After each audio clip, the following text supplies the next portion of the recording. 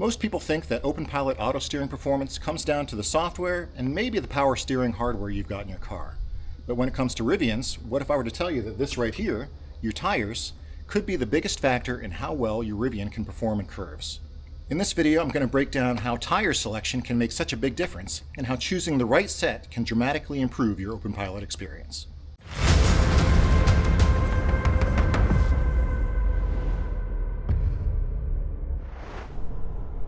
So to better understand the context of this conversation, it might be useful to go back a few months, back to January, February of 25, when Lucas was first porting over Openpilot to the Rivian. One of the things we saw during those initial test drives was that there were some Rivians that had a much higher lateral acceleration factor than others. So lateral acceleration factor is the way that we measure torque in a torque-based steering system like that what we're currently using on the Rivians. And that basically measures the sideways acceleration force that you feel whenever you're taking a curve or making a turn. That force that kind of pushes you into the side of the vehicle. So in order to stay within ISO safety limits, that torque is limited within a range of 0 to 3 meters per second squared.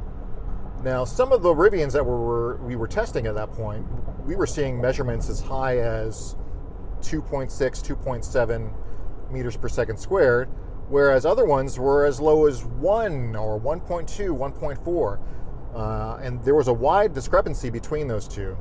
And honestly, we couldn't figure out why. One of the theories that we had was that perhaps because of model year or whatever, some Rivians might have been using a different power steering column, and maybe the differences in power steering column accounted for the differences in what seemed to be the available amount of torque to steer the car. Now, what that meant for Rivians that did have that lower amount of available torque is that they wouldn't be able to handle curves that, frankly, they should have been able to handle. And Openpilot would request the driver to take over and assist in those curves or turns. So Shane actually put a little piece of code to check for the part number. Luckily, that is transmitted over the CAN bus. And we started recording that data to see which cars had what power steering column. Unfortunately, it turned out that didn't seem to make a difference. Power steering columns, according to the data that we saw, had no effect on the available torque. You know, some Rivians with the exact same part number had that same discrepancy where some would have very low values, some would have very high values. So cross that off the list. Obviously, that's not a contributing factor. Another thing we looked into was settings within the Rivian. Lane keep assist settings, regenerative braking settings. And no matter what we tried, we still saw the discrepancy and no seeming correlation between settings and available steering torque. So we just started recording all the data we could. And among that data that we were gathering from users was their tire and wheel configuration. And when we started doing that, we definitely saw a pattern emerge. And that pattern was those Rivians that were still using their OEM factory tires, the Pirelli Scorpion Verdes or Pirelli brand OEM tires, seemed to result in extremely low steering torque values. And those Rivian owners who had replaced those tires with aftermarket tires, depending on what tire they bought, could potentially see much higher steering torque numbers. And ta-da, we found the correlation that if you are running a decent EV rated or E-load rated tire, that you could see much higher steering torque results, as high as 25, 30, 35% higher torque values than using the OEM factory tires. Another difference we noticed is that the R1S, on average, had a higher steering torque availability than the R1T. And I think we've now agreed that that's chalked up to the shorter wheelbase and just the physics involved. It's easier to turn an R1S because of that shorter wheelbase than it is in R1T. So now that we know that, why does that make a difference? Basically, EV rated and E-load rated tires are designed to handle higher weight vehicles, and the Rivian, as you probably know, is one of the heaviest vehicles around. It's upwards of 7,000 pounds.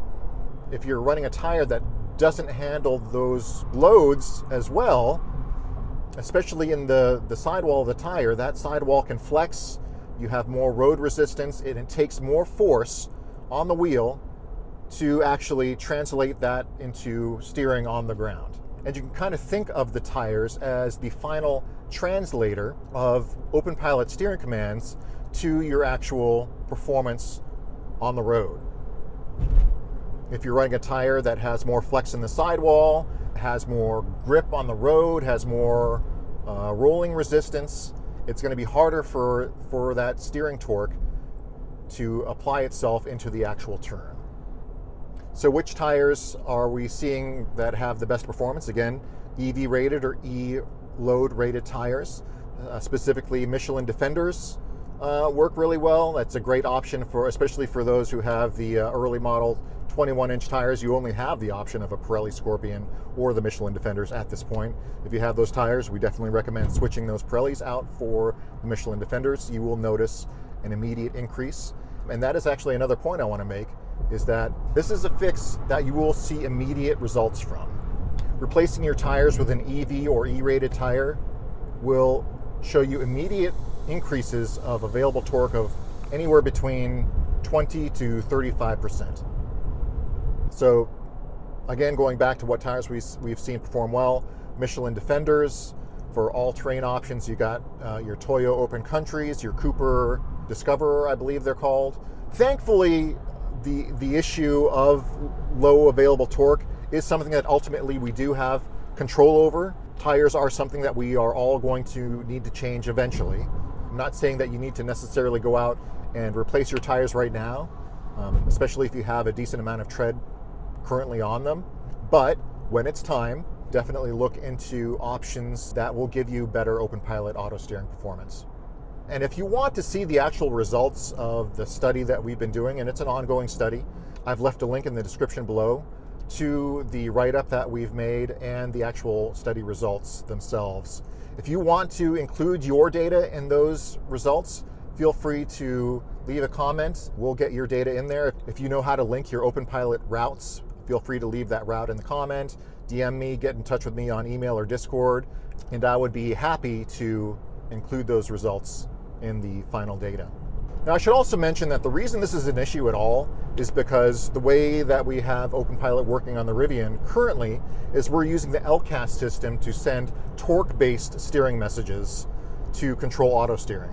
Probably not the ideal way to do it. It works, it can work well, but ideally what we would like to do is use the Driver Plus system, which is an angle-based steering system, to send those angle-based steering messages to control auto steering. Unfortunately, as Rivian owners know, Driver Plus is only available on certain areas of pre-mapped roads.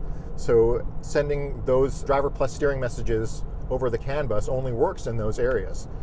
What we need to do is somehow spoof the Rivian into thinking Driver Plus is available anywhere so that it accepts those steering messages anywhere. It's not something we've been able to crack yet. We're working on it. Hopefully we'll make some progress on that in the future. But that's really why torque is kind of an issue at the moment. In the future, it may not matter so much. We won't be as limited by those ISO standards as we are, if I understand correctly, as we are right now with the torque-based steering system. If you've got any questions about how Openpilot works with the Rivian, how Openpilot works in general, how different tires affect auto steering performance, or if you have any suggestions about what you'd like to learn about Openpilot, let me know in the comments below. Let me know if you're using Openpilot now, what your wheel and tire configuration is, and what your Openpilot auto steering experience has been like. As always, I really do appreciate your support for the channel. Thanks for watching, and enjoy the drive.